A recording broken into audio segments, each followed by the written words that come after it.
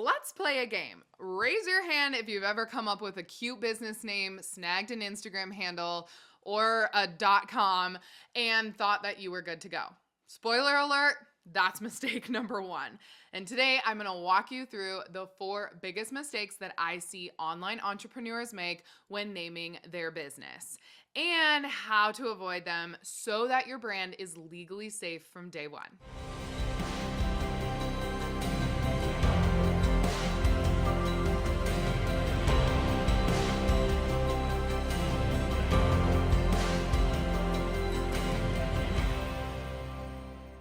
Hi friends, I'm Paige Griffith, owner and founder of The Legal Page, where I help small business owners get legally legit without all the overwhelm. If you are in the middle of brainstorming your new business name, this video is going to save you from costly headaches down the road, a lot of time, and a lot of money. So mistake number 1 is only checking social media handles. A lot of entrepreneurs stop at the, is this Instagram handle available? Or can I get the .com domain? That is not enough.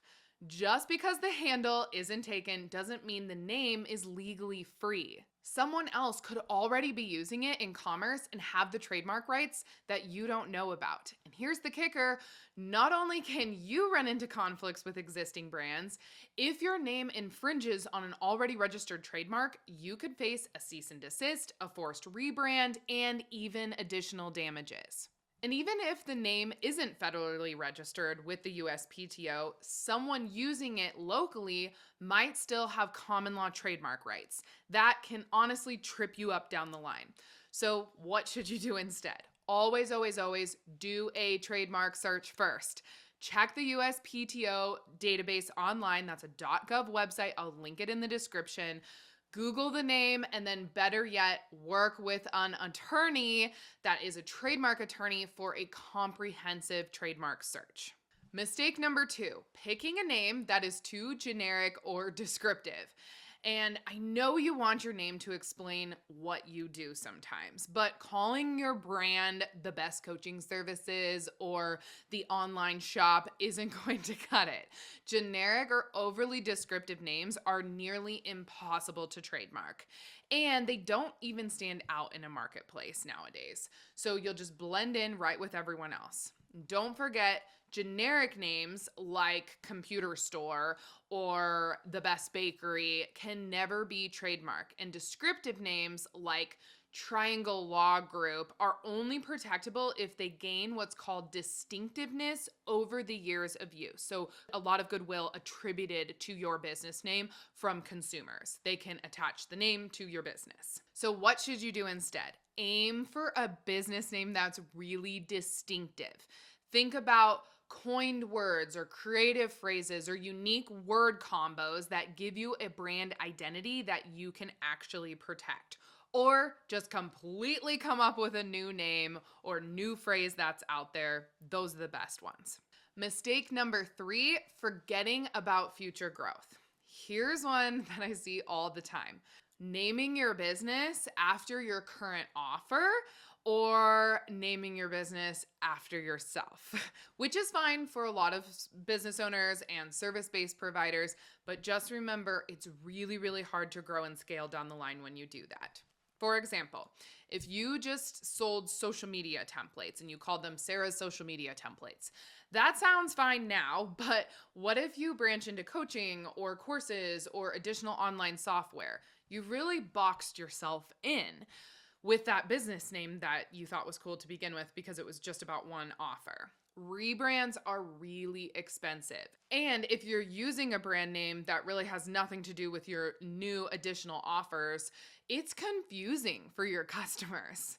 So while you're at it, watch out for restrictive words that can shut down your growth before it even starts. Words like bank, insurance, even identifiers like LLC or Inc. can't legally be in your business name unless you meet certain requirements. So states won't even let you register the name at all if you misuse words like this. So what should you do instead? Choose a name that leaves room for growth and double check that your state doesn't restrict any of the words that you want to use. Mistake number 4, not protecting the name with a federal trademark. This is the biggest mistake from the get-go.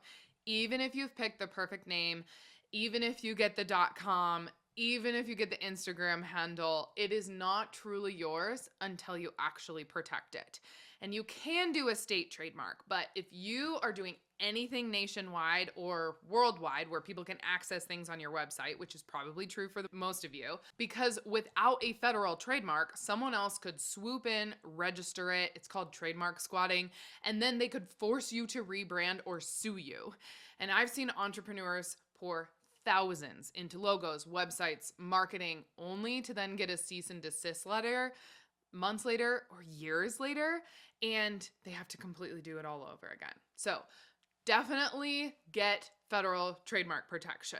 And beyond federal protection, you also may want to make sure that your name is available under your state's specific entity naming rules. So I've seen business owners get their LLC filing rejected because their business name didn't comply with state requirements, or it was already taken, or was likened to a different name of a business that was already registered in their state.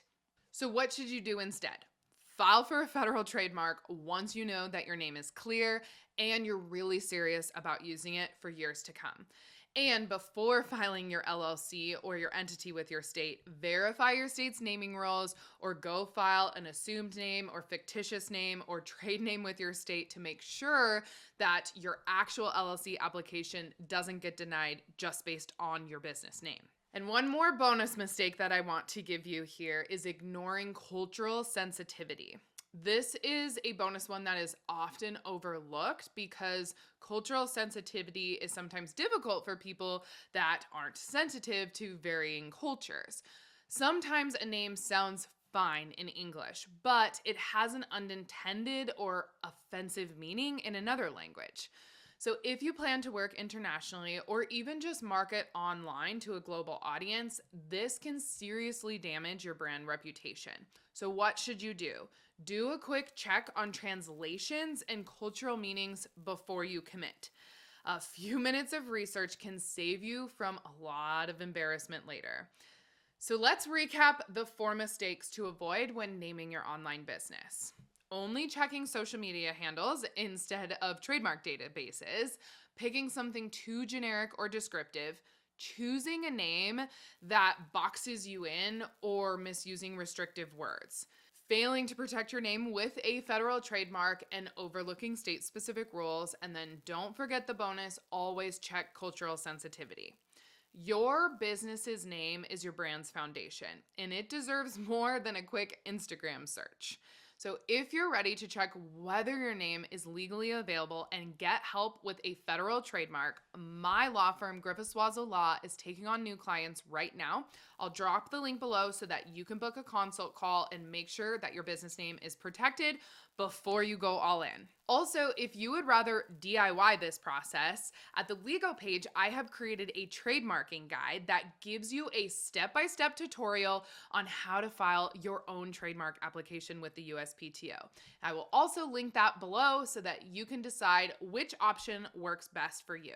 Don't forget to like this video, subscribe to my YouTube channel, and then hit the bell so that you don't miss future episodes where I help you and your business get legally safe. I'll see you in the next video.